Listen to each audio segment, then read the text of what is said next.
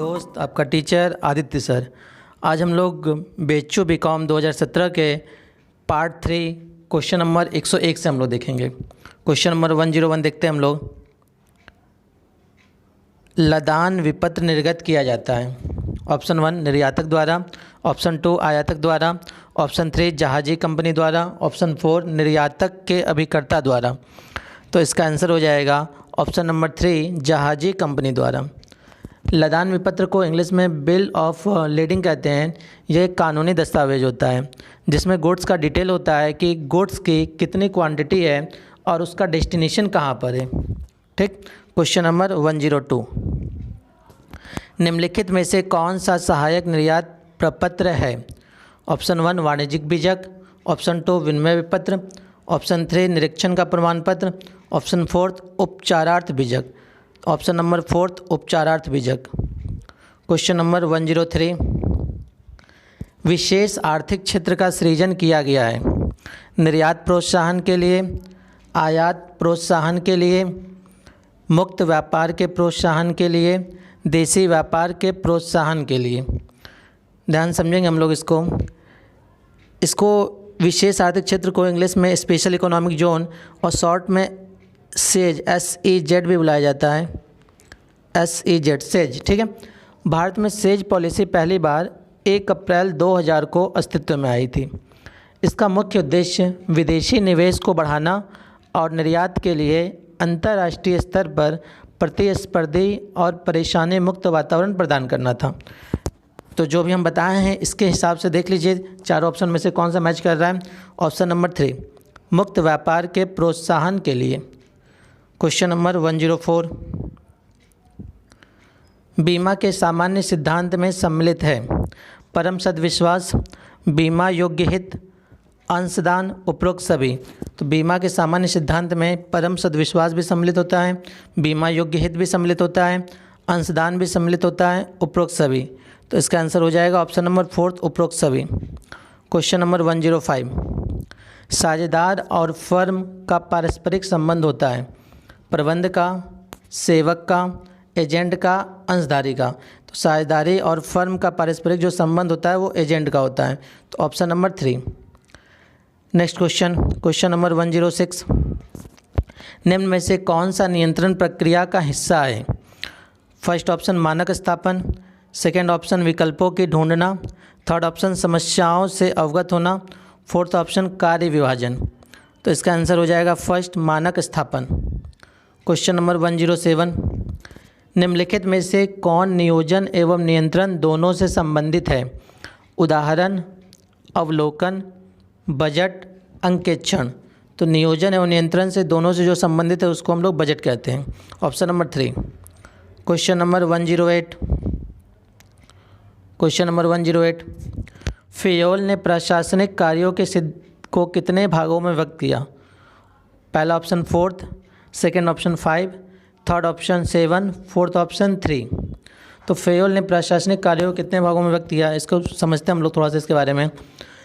Henry Fayol ने अपनी पुस्तक एडमिनिस्ट्रेशन इंडस्ट्रियली एट जेनले में 1916 में प्रबंध के 5 कार्यों को बताया। ठीक है। वो 5 कौन कौन से कार्य हैं वो भी समझ लीजिए।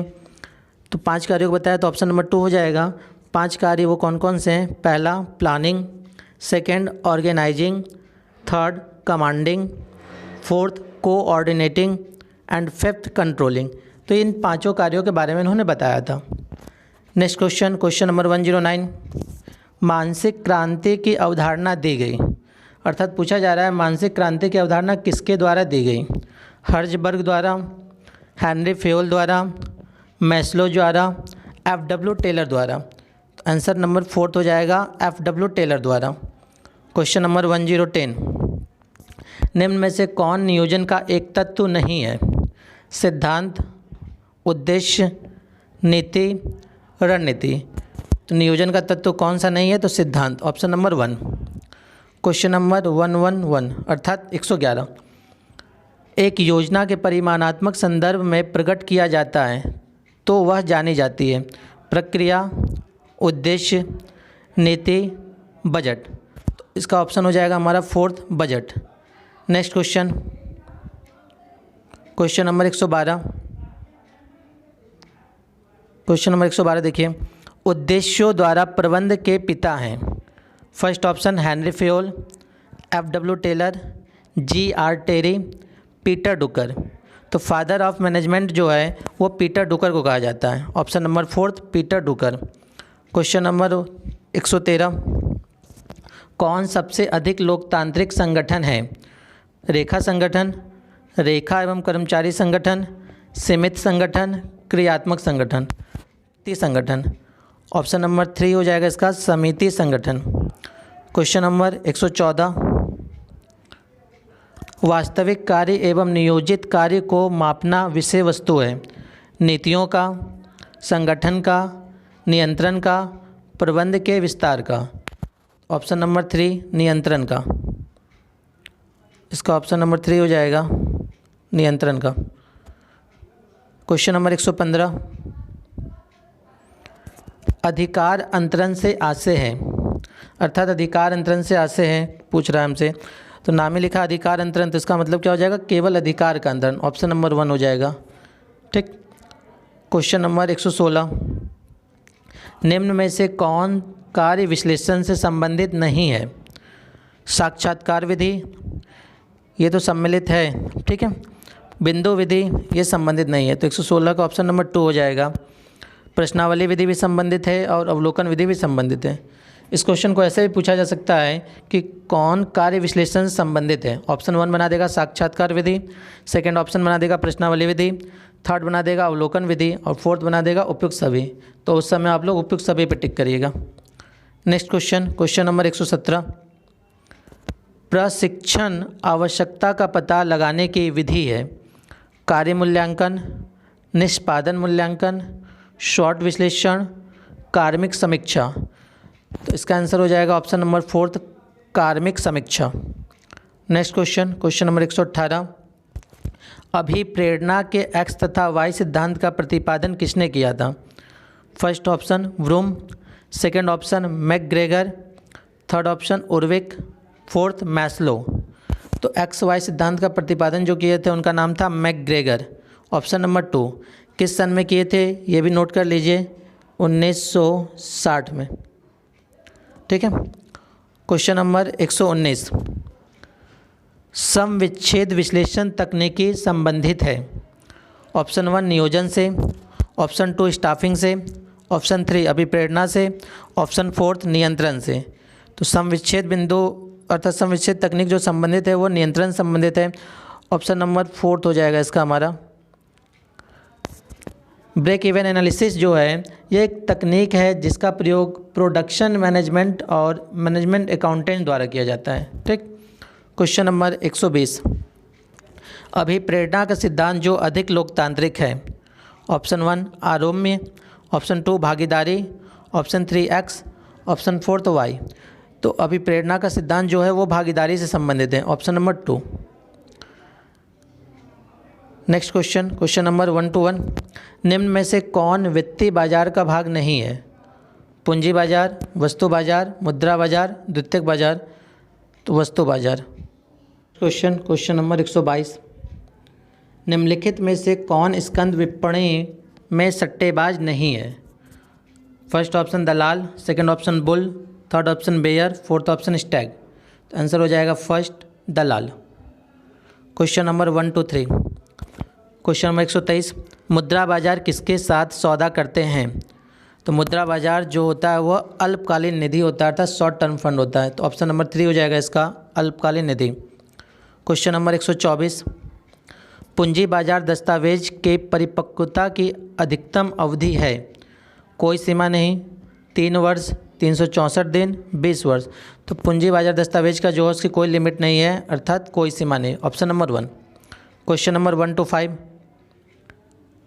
क्वेश्चन नंबर 1 to 5 देखेंगे, निम्नलिखित में से कौन पूंजी बाजार दस्तावेज नहीं है? समता अंश ये होता है, अधिमान अंश ये भी होता है, विनिमय बिल यही नहीं होता है। तो ऑप्शन नंबर 3 हो जाएगा। फोर्थ ऑप्शन जो दिया है ऋण पत्र, ये भी पूंजी बाजार के दस्तावेज होता है। क्वेश्चन नंबर 1 to 6, लोक अंशदान को कम से कम कितने दिनों के लिए खुला रखना चाहिए? ऑप्शन 1 3 दिन, 10 दिन, 15 दिन, 30 दिन। तो ऑप्शन नंबर 1 हो जाएगा 3 दिन। नेक्स्ट क्वेश्चन, किस वर्ष नेशनल स्टॉक एक्सचेंज NSE प्रारंभ हुआ था? 1990 में, 1991 में, 1992 में, 1993 में। तो NSE जो प्रारंभ हुआ था वो 1992 में हुआ था, option number 3। Next question, question number 1 to 8, sub broker की नियुक्ति किसके द्वारा होती है? ब्रोकर, स्कंद विपणी, ग्राहक, कंपनी। तो सब ब्रोकर की जो नियुक्ति होती है वो स्कंद विपणी के द्वारा होती है, option number 2। Next question, question number 1 to 9, निम्नलिखित में से कौन संस्थागत निवेशक नहीं है? विदेशी निजी निवेशक, म्यूचुअल फंड, बीमा कंपनी, विदेशी वित्तीय संस्थाएं। तो विदेशी निजी निवेशक जो है वो संबंधित नहीं है, तो ऑप्शन नंबर 1 हो जाएगा। क्वेश्चन नंबर 130, स्कंद विपणी है एक राज्य विषय, केंद्रीय विषय, क्षेत्रीय विषय, निगम संबंधी विषय। स्टॉक एक्सचेंज जो है वो केंद्रीय विषय, option number 2। Next question, question number 131, SEBI के अध्यक्ष की नियुक्ति किसके द्वारा होती है? स्कंद विपणी, भारतीय रिजर्व बैंक, केंद्रीय सरकार, म्यूचुअल फंड। तो सेबी के अध्यक्ष की जो नियुक्ति होती है वो केंद्रीय सरकार के द्वारा होती है। ठीक है, एक क्वेश्चन और नोट कर लीजिए आप लोग कि वर्तमान में सेबी के अध्यक्ष कौन है? तो वर्तमान में सेबी के अध्यक्ष अजय त्यागी जी हैं। ठीक है, question number 132, national security depository limited NSDL की स्थापना किस वर्ष हुई थी? 1986, दूसरा option 1996, third option 1999, fourth option 2002। तो NSDL की जो स्थापना हुई थी, NSDL की स्थापना 8 अगस्त 1996 को हुई थी। इसका हेड क्वार्टर भी पूछ सकता है एग्जाम में कि NSDL का हेड क्वार्टर कहाँ पे है? तो इसका जो हेड क्वार्टर है वो मुंबई में है। ठीक है, मुंबई में। तो इसका ऑप्शन नंबर 2 हो जाएगा 1996। Next question, question number 133, Uttar Pradesh में मान्यता प्राप्त स्कंद विपणी कहाँ स्थित है? लखनऊ, कानपुर, आगरा, गाजियाबाद। तो ऑप्शन नंबर 2 कानपुर में स्थित है। क्वेश्चन नंबर 134, नवीन निर्गमन बाजार अभिन्न अंग है? स्कंद विपणी का, पूंजी बाजार का, दोनों का, मुद्रा बाजार का। तो दोनों का है, ऑप्शन नंबर 3 हो जाएगा। क्वेश्चन नंबर 135, सेबी है एक नियामक प्राधिकार, वैधानिक प्राधिकार, दोनों, समूह प्राधिकार। तो सेबी जो है वो नियामक प्राधिकार भी है और वैधानिक प्राधिकार भी है, तो दोनों हो जाएगा, option number 3। Question number 136, RBI reverse repo नामक साधन का प्रयोग डैश के लिए करते हैं? तरलता अनुपात, तरलता नकदी निकालने, बैंकिंग व्यवस्था में नकदी बढ़ाने, नकदी को एक स्तर पर रखने। ऑप्शन नंबर 2 तरलता नकदी निकालने के लिए होता है। Next question, question number 137, repo rate क्या है? रेपो रेट क्या है ये पूछ रहा है हमसे, इंग्लिश में भी देख लीजिए 137 पहले, ठीक है, फिर अब हिंदी देख लीजिए। रेपो रेट क्या है? तो रेपो रेट किसको कहते हैं ये हम लोग समझते हैं कि रेपो रेट वह दर होती है जिस पर RBI बैंकों को प्रतिभूतियों पर अल्प अवधि के लिए ऋण देती है। तो चारों ऑप्शन में ये हमारा ऑप्शन नंबर 2 हो जाएगा। क्वेश्चन नंबर 138, 2016 में भारत में विमुद्रीकरण कब हुआ?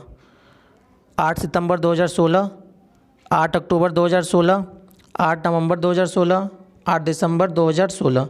तो कब हुआ था ये आप लोग को पता ही होगा, 8 नवंबर 2016 को हुआ था, जिसमें 500 रुपये और 1000 के पुराने नोट को बंद कर दिया गया था। ठीक है, चलन से बाहर कर दिया गया था। क्वेश्चन नंबर 139, 1980 में द्वितीय चरण में कितने बैंकों का राष्ट्रीयकरण हुआ था? 5, 6, 7, 8।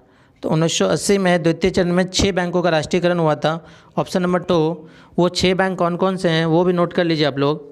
फर्स्ट बैंक है Andhra bank, second corporation bank, third oriental bank of commerce, fourth new bank of India, fifth Vijaya bank, sixth Punjab and Sindh bank. अगला क्वेश्चन ऐसे ही पूछा जा सकता है कि 14 बड़े बैंकों का राष्ट्रीयकरण किस सन में हुआ था? तो 14 बड़े बैंकों का जो राष्ट्रीयकरण हुआ था वो 1969 में हुआ था, 1969 में। ठीक है, 1969।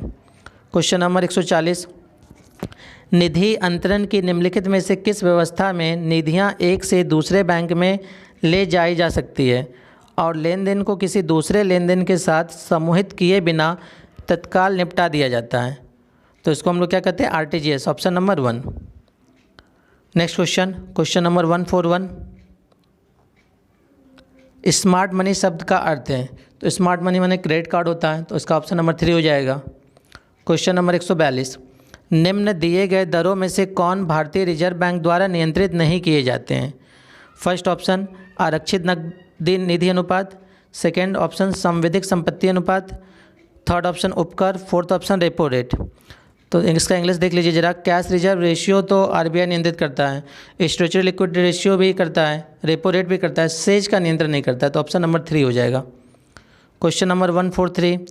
मनी लॉन्ड्रिंग और आतंकवाद का मुकाबला एवं आतंकवाद और अप्रसार के वित्त पोषण पर अंतर्राष्ट्रीय मानक किसके द्वारा तैयार किए जाते हैं? पहला ऑप्शन KYC, दूसरा option FATF, third option TAPI, fourth ICOA। इसका ऑप्शन नंबर 2 हो जाएगा। Question number 144। रुपे कार्ड जारी किया जाता है भारतीय स्टेट बैंक द्वारा, भारतीय राष्ट्रीय भुगतान निगम द्वारा, भारतीय रिजर्व बैंक द्वारा, नेशनल सिक्योरिटी डिपॉजिटरी लिमिटेड द्वारा। तो भारतीय राष्ट्रीय भुगतान निगम द्वारा जारी किया जाता है, और ये कब से जारी किया जा रहा है ये भी देख लीजिए, 26 मार्च 2012 से, 26 मार्च 2012 से। ठीक है। Next question number 145। Axis bank पूर्व में जाना जाता था S bank, UTI bank, city union bank, HDFC bank. ये हमसे पूछा जा रहा है एक्सिस बैंक का पहले क्या नाम था, तो UTI बैंक था, ऑप्शन नंबर 2। Question number 146। निम्नलिखित में से किस उद्देश्य से बैंकों द्वारा ग्राहक को जानिए योजना शुरू की गई थी? अधिक से अधिक लोगों को बैंकिंग नेट के अंतर्गत लाना, ये उन लोगों की पहचान करना जो आयकर का भुगतान नहीं करते हैं, यह सुनिश्चित करना कि बैंकों में जमा की धनराशि उचित स्रोत से प्राप्त की गई है, उपरोक्त में से कोई नहीं। तो इसका आंसर हमारा हो जाएगा ऑप्शन नंबर 3, यह सुनिश्चित करना कि बैंकों में जमा की धनराशि उचित स्रोत से प्राप्त की गई है। Question number 147। भारतीय निर्यात आयात बैंकों का मुख्यालय स्थित है लखनऊ में, बेंगलुरु में, मुंबई में, नासिक में। तो इसका ऑप्शन हो जाएगा हमारा 3, मुंबई में। ऑप्शन नंबर 3 हो जाएगा, मुंबई में। भारतीय निर्यात आयात बैंक को एग्जिम बैंक भी कहते हैं, ध्यान समझिएगा, एग्जिम बैंक। और इसकी स्थापना जो हुई थी वो 1 जनवरी 1982 को हुई थी, नोट कर लीजिएगा, 1 जनवरी 1982। Next question number 148। विधि मान्य चलार्थ मुद्रा से अभिप्राय है। ये पूछा जा रहा है कि कानून द्वारा किस मुद्रा को मान्यता प्राप्त है एक तरह से, तो चेक को, ड्राफ्ट को, विनिमय पत्र को, मुद्रा नोट को। तो मुद्रा नोट को है प्राप्त, ऑप्शन नंबर 4। Question number 149। निम्नलिखित में से कौन सरकार या भारतीय रिजर्व बैंक का मुद्रास्फीति को नियंत्रित करने का उपाय नहीं है? मौद्रिक नीति, राजकोषीय नीति, वित्तीय समावेशन, मूल्य नियंत्रण। ऑप्शन नंबर 3 वित्तीय समावेशन। आज का लास्ट क्वेश्चन हमारा, भारत में मौद्रिक नीति का निर्गमन कौन सी संस्था करती है? तो मौद्रिक नीति का निर्गमन कौन सी संस्था करती है? आरबीआई करती है, अर्थात भारतीय रिजर्व बैंक। ऑप्शन नंबर 2 हो जाएगा हमारा। इस तरह से हमारा पूरा 2017 के पूरे क्वेश्चन कंप्लीट हो गए। ठीक है, थैंक यू।